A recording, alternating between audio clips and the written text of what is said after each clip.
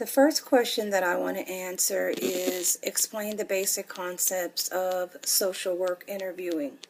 Clinical interviewing involves evaluation.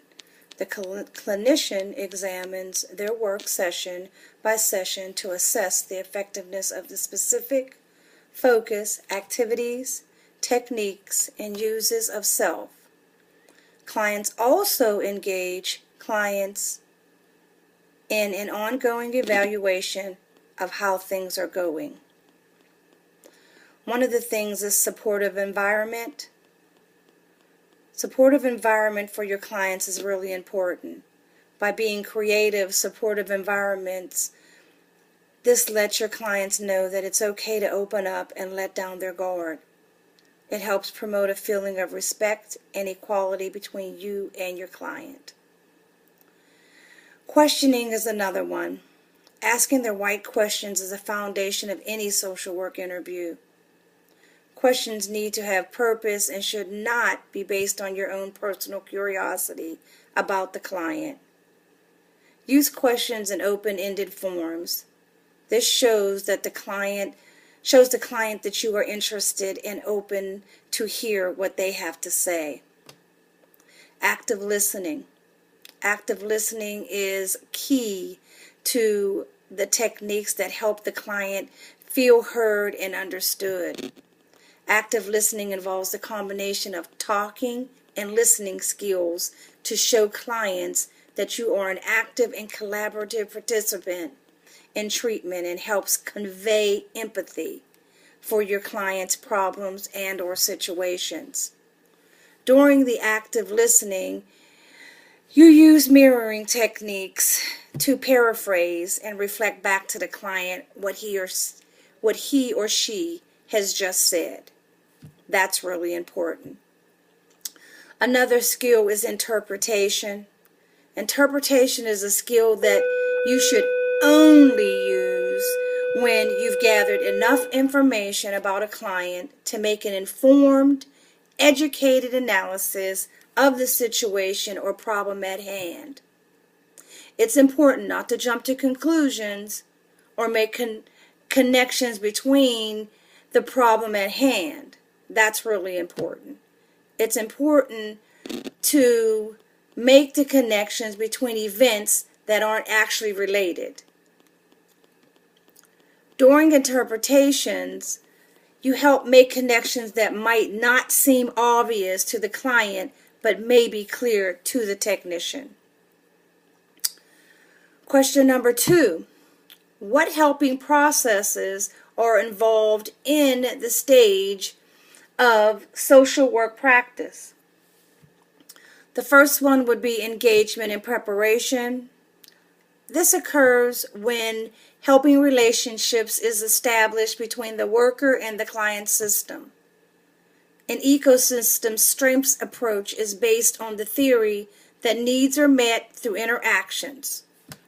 The first encounter is important to inform an action system to determine what will happen in other sessions.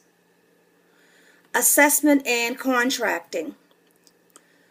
This begins when you meet the client, the request for services. This involves content and process. This is a process and product of gathering.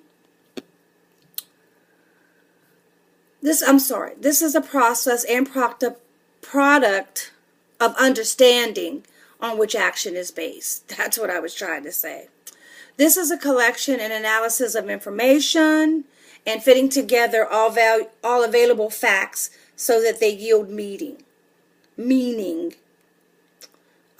This is where ecosystem is continued. Intervention, which is also known as treatment, which is ecosystems. Now we're adding in the strengths approach. This is the activity of the clinician in facilitating change in a systemic sense.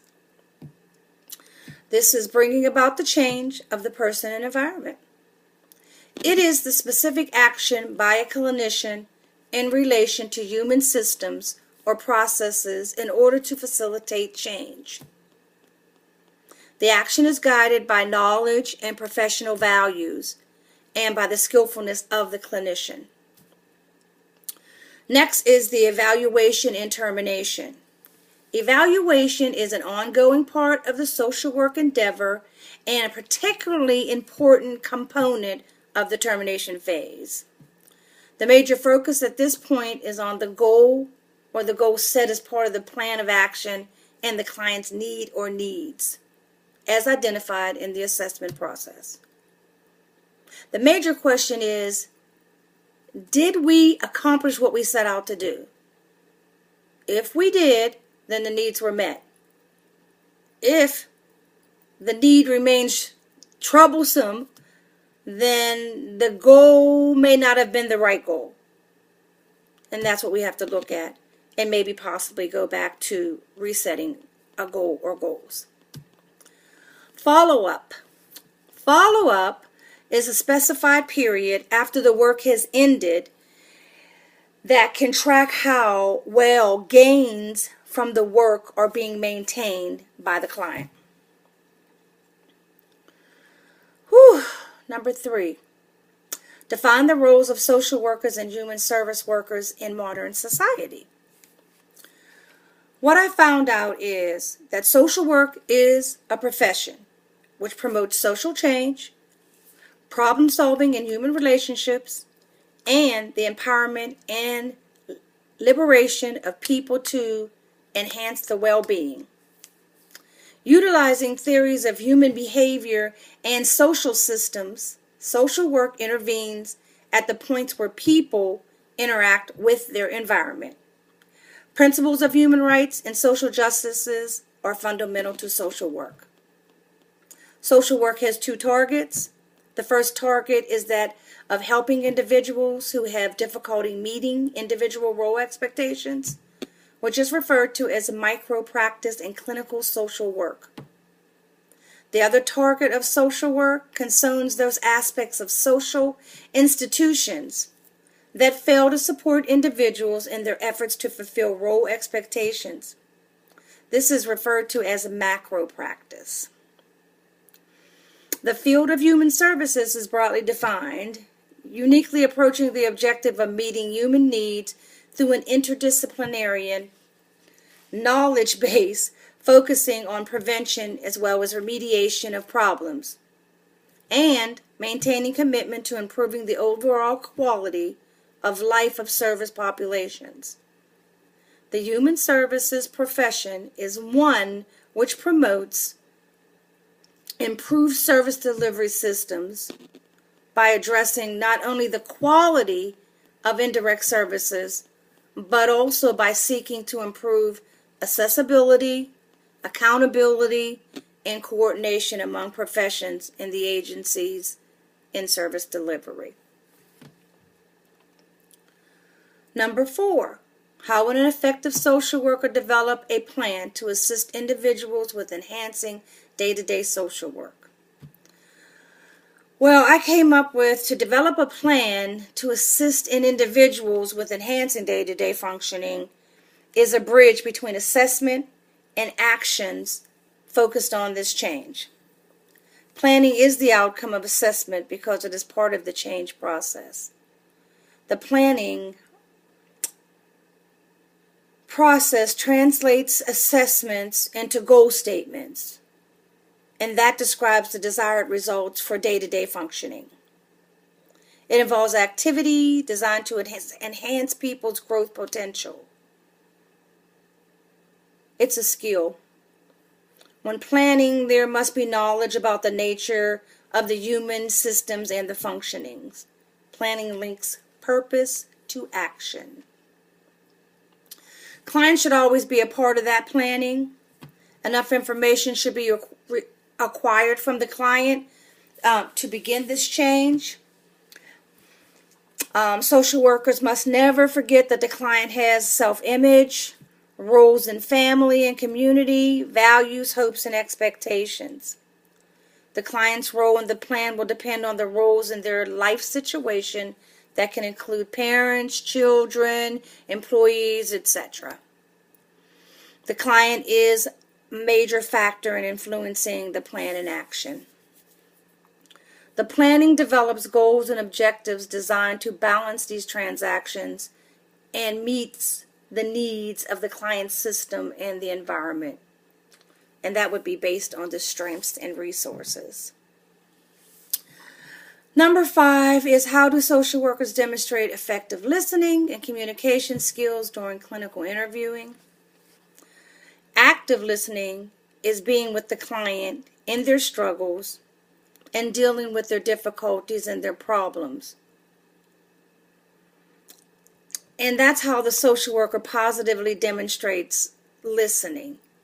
It is important to notice feeling words and how the client is expressing them. The clinician should not reflect attitude of openness and acceptance during the listening phase. The clinician has the ability to be patient and listen to help to understand the client. The clinician must listen carefully for both verbal and nonverbal behaviors. Reflective listening allows the clinicians to show the client that they are paying attention to what's being said and experienced. This demonstrates care and concern for the client in a genuine way during the interview. Communication is the sending and receiving of messages between two or more persons. Communication occurs when the persons involved accurately perceive the messages of the other person and in which the messages are sent in a way that allows the receiver to take action or response to the sender. This is in ways that would facilitate the purposes of the communication. The purposes of the communication are gathered information needed, explore ideas, feelings, and ways to meet need based on strengths and resources of the client. This expresses feelings of thoughts, structuring the work of the action system, and providing support, informing, advising, encouraging, giving necessary directions. Communication is a process. Culture and personal differences need to definitely have special attention. The last one is how do social workers express empathy with clinical interviews? Empathy is not sympathy. Empathy is an ability to communicate to the client that the clinician cares, has concern for the client, is hearing what the client is perceiving, and wants to understand, and is hearing and understanding. Very important. Empathy requires the clinician to see and experience the world that they are seeing while maintaining perspectives of an outside world, of an outside observer, excuse me. It requires a constant oscillation between observing the client, feeling and thinking as if one were the client, and then feeling and thinking about the client's experience. Empathy also provides the clinician with important human experience and information on which to base hunches that inform future clinical work. And that's the end of my final.